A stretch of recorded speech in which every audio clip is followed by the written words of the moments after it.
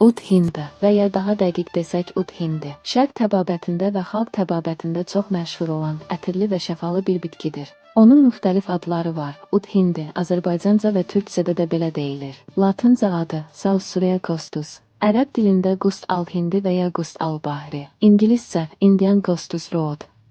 Ud hindi nədir? Tropik dağlıq ərazilərdə bitir. Əsasən Hindistan və Tibet bölgəsində yetişir.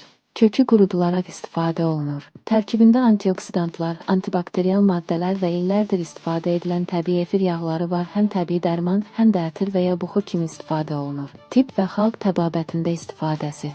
Toz halında içmək üçün yağı, ud hindi yağı, buxur kimi yandırmaq, inhalasiya burna çəkmə, qarışım kimi bal və ya zeytun yağı ilə. Faydası: mədə-bağırsaq problemləri, nəfəs yolları, iltihab əleyhinə, dəri üçün sinüzitdə burnu damızdırmaq, boğaz ağrısına, ətrafı təmizləmək.